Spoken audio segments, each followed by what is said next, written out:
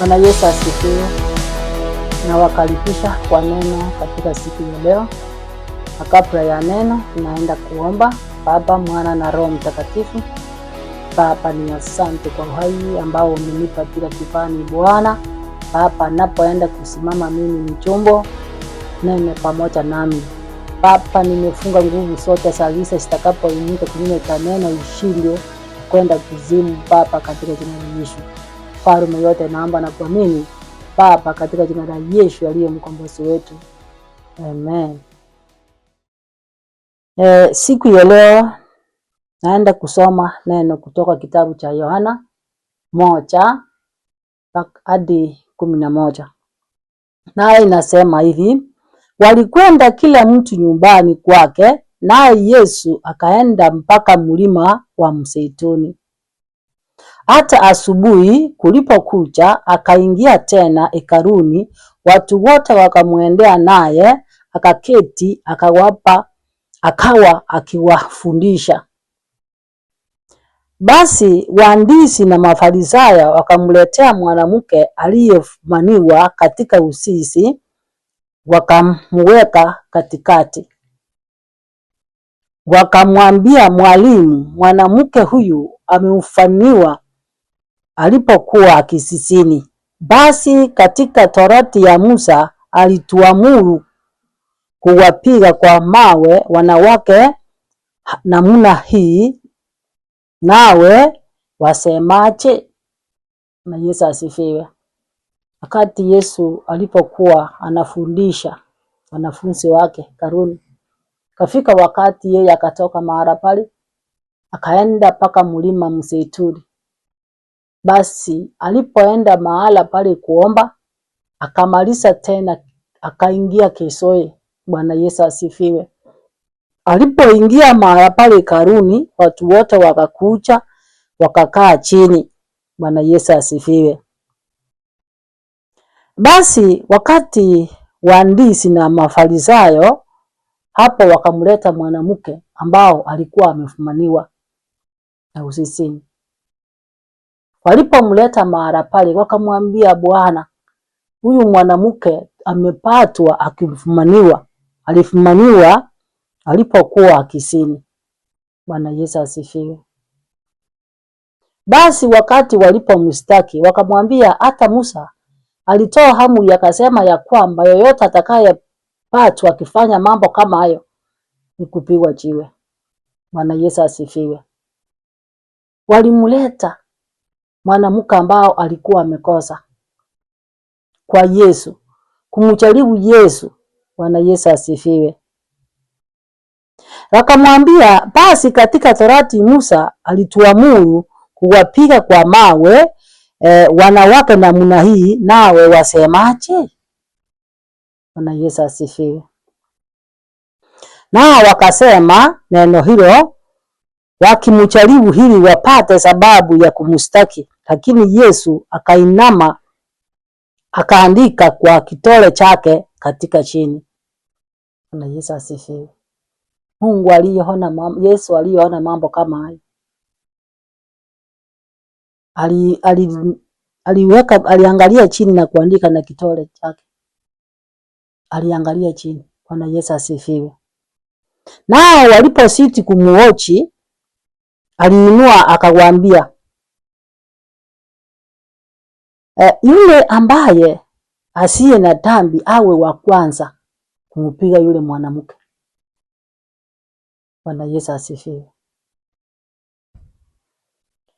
Wakati alipowaambia mambo hayo, tena akainama tena akaandika kwa kidole chake katika chini. Basi nao waliposikia wakastakiwa na dhamira zao, wakatoka mmoja mmoja, wakianzia tangu wazee hata wa mwisho wao. Akabaki Yesu peke yake na yule mwanamke amesimama. Yesu akainua asimuone mtu yule mwanamke, akamwambia, mwanamke, wako wapi wastakiwa wako? hakuna aliye hukumu kuwa na hatia. Bwana Yesu asifiwe. Akamwambia hakuna. Bwana Yesu akamwambia, wala mimi sikuhukumu, nenda zako wala usitende dhambi tena. Bwana Yesu asifiwe. Machalio ni mengi. Wafarisayo waliona ya kwamba na wale wakuhani hawana makosa yoyote wao wenyewe, wakati Yesu aliyewaambia ya kwamba yule ambaye hakutenda dhambi, yule ambaye hana dhambi awe wa kwanza kumpiga. Bwana Yesu asifiwe. Wao wenyewe wakiangalia wakatioji ya kwamba hawastahili, hata wao pia ni wenye dhambi. Bwana Yesu asifiwe. Hilo ndilo jambo ambao limesumbua katika makanisa yetu siku ya leo. Wakati huu kuna shida katika makanisa yetu. Bwana Yesu asifiwe. Kwa maana wakati umefika, mtu anaona politi ambao iko katika jicho la mwenzake, lakini yeye mwenyewe achitoi.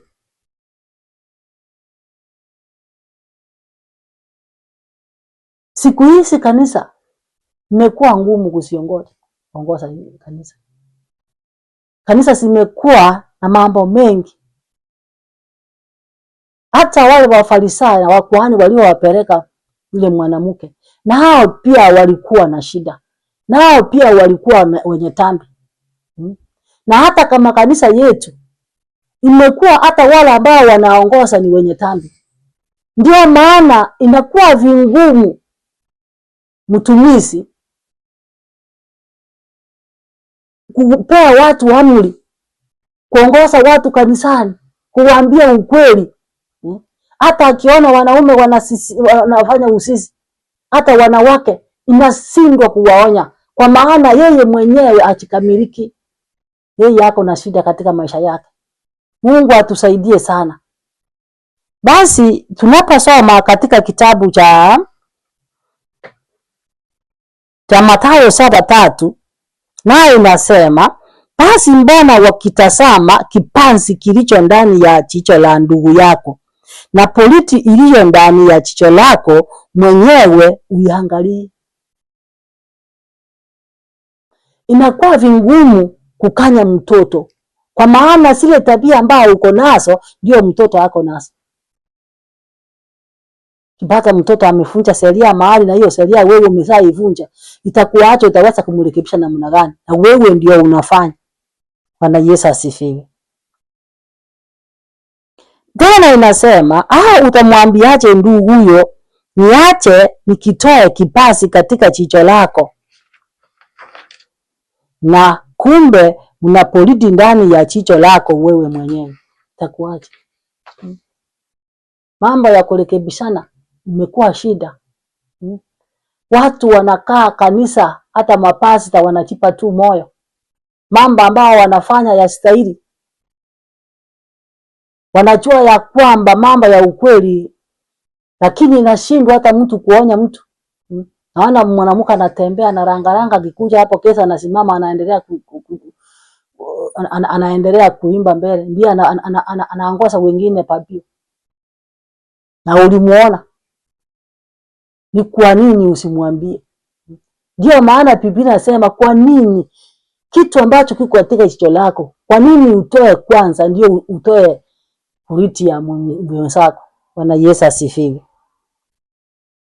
Inasema ya kwamba mnafiki we, itoe kwanza ili politi katika jicho lako mwenyewe, ndipo ukapoona vyema kutoa kile kipanzi katika jicho la ndugu yako. Toa kipanzi, toa politi ambayo iko ndani yako, ndio uendelea na mengine. Bwana Yesu asifiwe. Ndio maana imekuwa hata vingumu watu kukula Pasaka. Napata wachungaji anachipa tu moyo.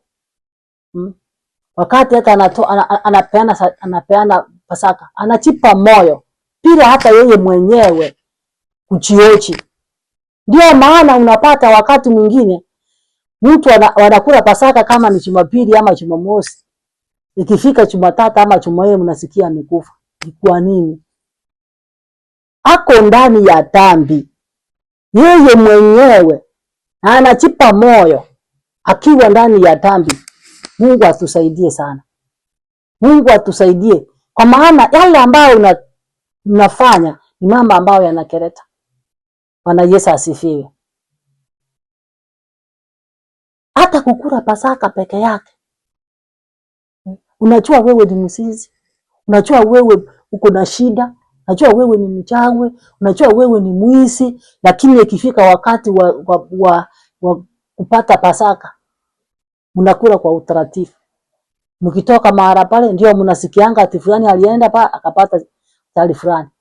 Fulani alienda mahali fulani akapata wako katika pa fulani amekufa. Ni kwa nini? Mnajua Shetani kazi yake ni kutafuta watu wa Mungu. Kazi yake ni kutafuta watakatifu. Wakati ambao umeanguka kidogo, wanaingia wanakuchukua. Ndio maana katika wakati tunaposoma katika kitabu cha Samueli ya kwanza 16:14 inasema ya kwamba roho mzuri ambao Sauli alikuwa nao ilimuacha. Basi roho mbaya ikatoka mbinguni. Wakati ilipoingia ilimsumbua. Na hata sisi Waisraeli wa sasa, watumishi wa sasa, watu wa sasa, wakati umefanya makosa roho inaenda. Wa msuli na ama inakuachia roho mbaya. Roho ambayo inakusumbua, inakupeleka paka inakuua. Bwana Yesu asifiwe. Basi wacha tuangalie kipazi ambacho ama poriti ambayo iko ndani yako, iangalie vizuri. Uitoe ndipo utakayoona utoe na wengine. Wakati ambao tuko sasa umekuwa mbaya. Watu wanakufa kiolela. Wengine wanakufa kwa dhambi zao hata bila kujua. Ndio maana unafuata wakuhani na Wafarisayo na walimwendea Yesu wakaleta mwanamke wakaona mwanamke ndiye yako na dhambi. Na wenyewe hawajiangalii, hawajichunguzi wako na mwanawani. Bwana Yesu asifiwe. Biblia inatuambia ya kwamba wazee wameshachukuliwa kitambo. Wamefungwa kwa magereza, wamefungwa kwa manyumba. Wamama wameshachukuliwa kitambo. Wameacha watoto hapa wanahangaika. Wanaenda kurandaranda. Mungu atusaidie sana. Tunaposoma katika kitabu cha Isaya 42:22 nasema, lakini watu hawa ni watu walioipiwa na kutekwa. Wote wamenashwa katika masimu, wamefichwa katika magereza, wamekuwa mawindo wala hapana aokoaye,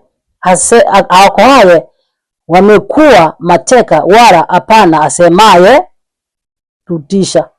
Hakuna anaye watafuta. Mungu atusaidie sana. Wazee wamepotea. Mzee anaamka asubuhi anafika kwake pengine usiku. Pengine ikifika jioni anatoka uwezi kumuona, amechukuliwa katika nyumba ya pombe, amechukuliwa na wanawake, wamechukuliwa kwa mapaa. Uhami dunia imekuwa takataka. Imekorofisana. Mungu atusaidie sana. Kwa maana tunapoona katika Biblia inatuambia ati wazee wameipiwa kitambo. Wamama walikuwa wameipiwa, hakuna, wamefungwa wako katika magerezani. Kama ni wamama wameama, wameacha watoto wanasumbuka. Kama ni wazee wameacha manyumba zao, watoto wanalia, mapipi wanalia. Wanaisia huko penye wameipiwa gerezani. Wako pale kwa mapaa. Wako pale katika manyumba ya mapombe. Wamesahau nyumbani mwao. Mungu atusaidie sana. Sana wachungaji wa makanisa. Toa boriti ambao uko naye, ndio utakayoona vizuri wengine. Usifurahishe watu, uchipe moyo uko na watu wazuri. Uwakemei, usemi chochote kwa maana unaona pesa. Najua ya kwamba nikiambia fulani makosa yake ataacha kanisa, nitapata pesa wapi? Yule ni mwalimu, yule ni daktari, yule ni nini? Unawapandisha machina ili upate ya kukula, lakini ukumbuke ya kwamba Mungu aliyekuumba kazi alikupatia, umefanya nini? Nataka ujiulize swali kama hiyo. Kwa maana dunia ambao tuko nao sio dunia ambao mzuri, ni dunia ambayo inahangaika. Kwa maana kama ni wazee walichukuliwa kitambo hawako. Hata wakati wa ukula Pasaka inakuwa ni kuchifanya, unajifanya, lakini ukitoka hapo unalala. Na Mungu alisema ya kwamba saa ile mtu mzuri, mwokofu, mtakatifu akikosa, roho hapo inatoka inamwacha. Hawezi kumuonea huruma. Anakufa kifo kibaya sana. Mungu atusaidie sana. Wacha tumrudie Mungu. Tunaposoma katika kitabu cha Maombolezo 3:40 mpaka 42 inasema, na tuchunguze njia zetu na kujaribu na kumrudia Bwana tena. Wacha tuchunguze roho zetu. Wacha tuchunguze roho zetu, watumishi wa Mungu. Wacha tuchunguze roho zetu wasirika. Wacha tuchunguze roho zetu wanayuti. Kwa maana dunia ambao tuko saa hii, watu wameipiwa. Hata siku hizi watoto wetu wameipiwa. Wameingia maruminati. Wengine sasa wamekuwa wezi. Kuna kilio hapa na pale. Mungu atusaidie sana. Nayo inasema, na tuchunguze njia zetu na kujaribu na kumrudia Bwana tena. Na tumuinulie Mungu aliye mbinguni mioyo yetu na mikono. Bwana Yesu asifiwe. Sisi tumekosa na kuasi. Wewe utusamee. Tuinue mikono. Tuinue mikono tafadhali. Kwa maana mambo ambayo yanayotendeka ni mambo yasiyokuwa mazuri. Wakati